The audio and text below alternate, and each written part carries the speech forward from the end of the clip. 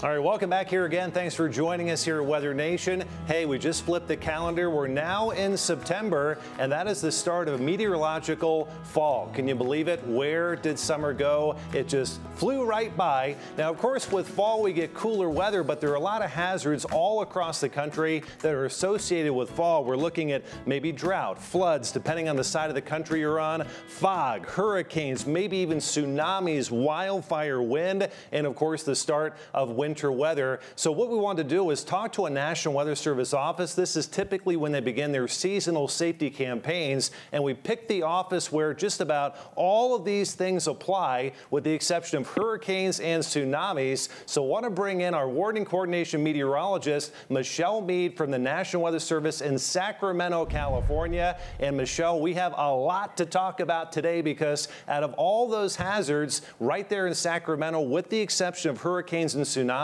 you have to prepare your people there in the Sacramento area for just about everything. So this is a busy time of the year for you. Let's start with wildfires. If anybody's been watching the news or weather, we know how bad the wildfire season has been. As we start going forward, I mean, the rainy season's not for another couple of months. What can people expect? What they should be doing right now for the rest of wildfire season? So not only is September the start of meteorological fall, like you mentioned, but September is also National Preparedness Month that FEMA started, about 10 years ago. So we partner with them every year, and we make our own little campaigns through our social media feeds in Sacramento.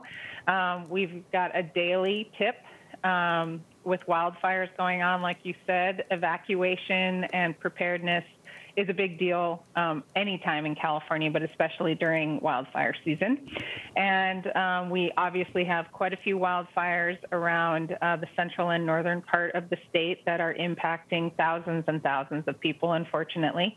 And because of the very anomalous lightning storm that we had here the middle of August, that's unfortunately why we got all these wildfires, because it's also our very hot season. We've had a very hot August. And even though Mother Nature, or the calendar says it's fall, Mother Nature didn't get the memo because we're looking at record-breaking heat for the Labor Day weekend. So still summer here in California. Okay, obviously. And of course, it's still the dry season. It's also the wind season, too. These winds can pick up. So how does wind and drought play into the remainder of wildfire season? So not only did we have the big lightning outbreak in the middle of August, we had another smaller lightning storm about a week ago. So luckily, we haven't seen the downslope, or everyone, I think, has heard about the Santa Ana winds, which are very common in Southern California this time of year. Even in Northern California, we get what are called downslope or offshore wind events this time of the year. It's very typical for September and October for those winds to come the opposite direction. So basically, instead of going south to north, the winds switch around and blow from the north down to the south. Mostly people would associate that with cooler weather, but here in California, it's a drying effect.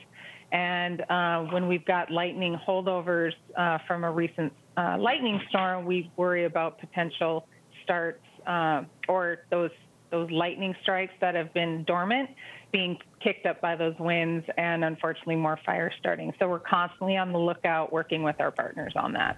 Okay, so we make it through wildfire season. Here comes the rainy season, late October, early November. Now we have all sorts of different issues with that. We have flooding, we have flash flooding, and of course you have all the burn scar areas from the wildfires too. So how do people get set for that? So I know people get relieved when the fire is out and the rain is coming. But like you mentioned, it's not the time to let your guard down. In fact, it's the time to work very closely with your emergency managers and your preparedness community to find out exactly where you are in relation to the burn scar and what potential threat you have when the rainy season does come in California. Now, not every storm is going to bring flash flooding and or debris flows, but it's the short duration, high intensity rains like we saw in Southern California for the Montecito. Those are the kind of rains that can trigger the flash flooding on debris flows on recent burn scars. So for those who are near these very massive fires right now, please make sure you're continuing to stay in contact with your emergency managers. You're signing up for your county alert and warning systems so that if there is something that they need to notify you for an evacuation, you get it directly to your phone and or email or cell phone text. Okay, so that's the best way to stay prepared. Good information there. Let's advance to fog. Fog, I mean, every year it seems like we see pileups in the San Joaquin Valley from that Thule fog. Can you explain what happens there, and how can people avoid getting in a 50-car pileup there in the San Joaquin Valley? So the San Joaquin Valley, like you mentioned, is very unique with their fog situation. We have had many years of drought in the last 10 years, so people kind of have forgotten, right, that we get fog down there. But as of 2017, we started to see more fog events down there, and that's because we've seen a little more rain. So it's just the topography of the San Joaquin Valley, and they do tend to get that Thule fog that develops down there. The Weather Service office in Hanford actually has developed a fog severity index, and they work very closely with Caltrans and on their web pages to alert folks when the fog is in the forecast. And by using those forecast graphics, folks can plan ahead. Also, Caltrans will trigger CMS or the changeable message signs if they know fog is in the forecast, and they'll tell folks, hey, fog is expected tomorrow morning. Please plan accordingly, allow extra time, leave extra space. But keeping abreast of the forecast in the San Joaquin Valley. Hey, Michelle, thank you so much. We're out of time. That was a great answer. Oh, no we worries. appreciate you so much out there in Sacramento. Make it a great day and have a very good fall.